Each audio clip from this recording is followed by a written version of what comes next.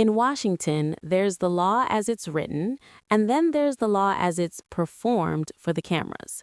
We were told that the removal of committee members was about national security and procedural integrity. But the footage coming out of the House floor tells a different story, one of raw nerves and a total collapse of the traditional gentleman's agreement that used to keep the peace. As Ilhan Omar faces the most aggressive pushback of her career and Byron Donalds weaponizes the rulebook to trap his opponents in their own logic, we're seeing the final days of the political middle ground. This isn't just a debate. It's a high-definition look at what happens when the two sides stop speaking the same language. Let's look at the moment the temperature in the room went from tense to nuclear. This has been a very interesting hearing. Mr. Waltz, welcome to Oversight. Yes, it usually gets like this. Look, let's be very clear. This isn't about Hunter Biden's white privilege. It's about Hunter Biden's Democrat privilege.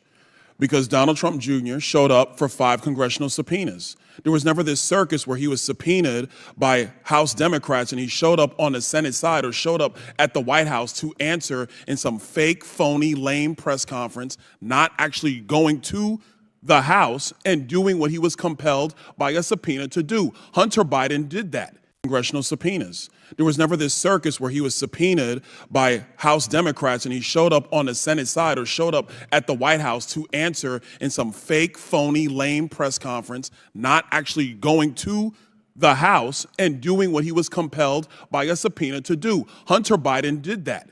And then he has the unmitigated gall to show up here when we know that we're going through actually the legislation for contempt with, by the way, Mr. Chairman, we should actually get to the legislation of contempt. The speechifying is great, but let's do our business, members.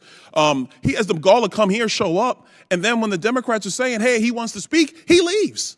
This is a joke. This is a farce. The man has been subpoenaed by Congress. Oh, and by the way, the January 6th committee, Mr. Raskin, which you did sit on, by the way, that was not a normally ordered committee of Congress because Nancy Pelosi did not want the Republican members that then Leader McCarthy put up. According to the courts, it was. My time, sir. Will you yield for a correction? I was respectful of your time. I didn't say anything. So, ladies and gentlemen, let's move forward with our business. He should be held in contempt. There was a subpoena. He did not answer it. Any other American will be held in contempt by Congress. Any other. This is Democrat privilege of the highest order. Let's do our jobs. I yield.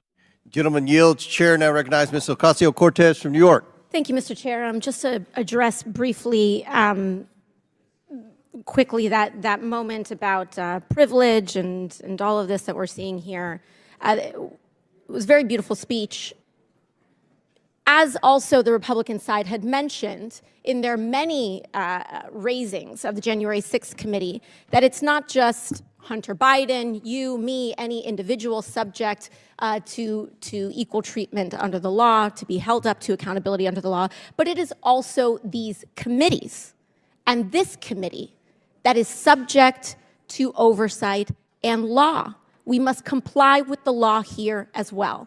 Now, I may be one of the very few people that actually believes in Congress, in this country, but I do, and many of us do here.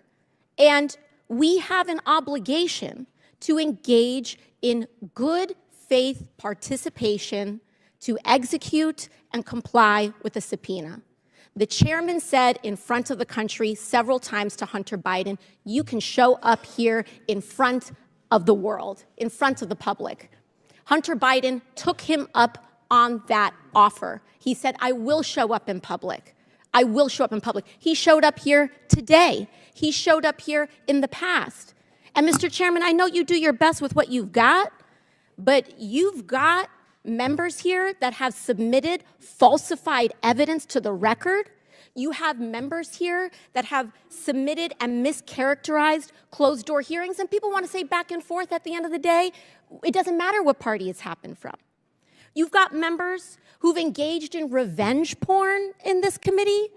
So it is understandable why Hunter Biden would want to testify in front of the public for the American people to be able to witness that testimony for themselves.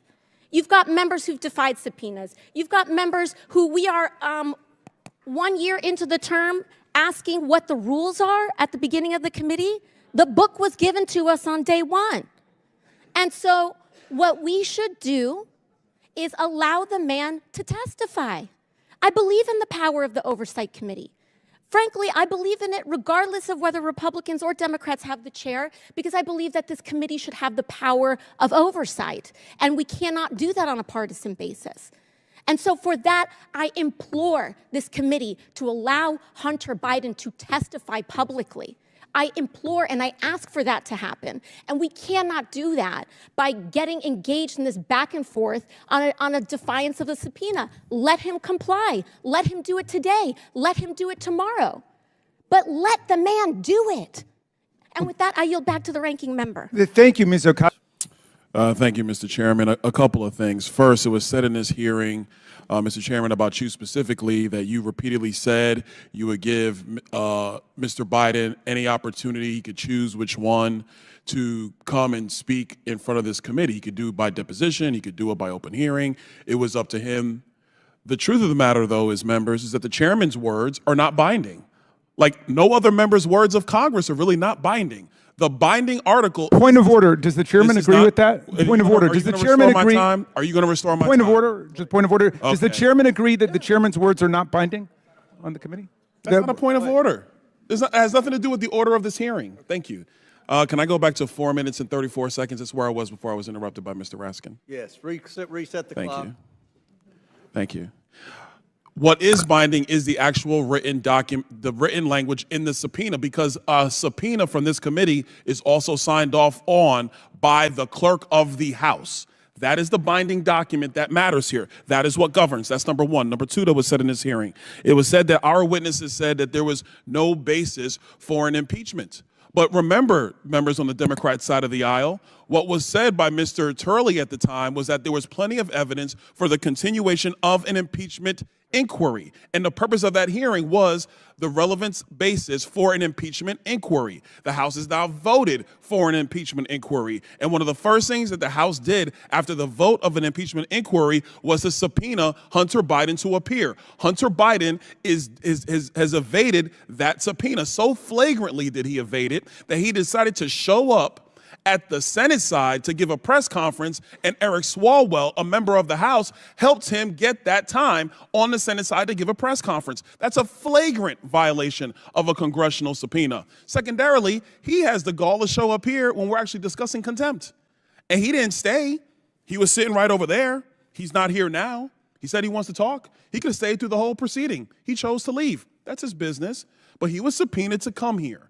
Back in December, he chose not to of his own volition. He's in violation of that subpoena, a subpoena that was executed with the signature of the clerk of the House of Representatives. That is the document that is binding. That's what we work off of. Mr. Chairman, I actually want to submit for the record an article from The Hill written by Jonathan Turley, and it is titled Eric Swalwell and the Politics of Contempt.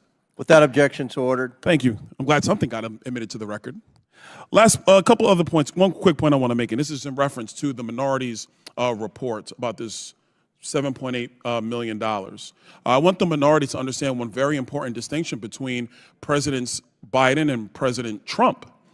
President Trump has an international real estate portfolio that he has amassed over decades. I'm quite sure if you go back through all of the hotel receipts before he was president of the United States, that you had foreign dignitaries staying at Trump hotels all across the world. Will the gentleman yield? I'm not going to yield, Mr. Raskin. I'm making a point because they're actually very nice hotels. They look good.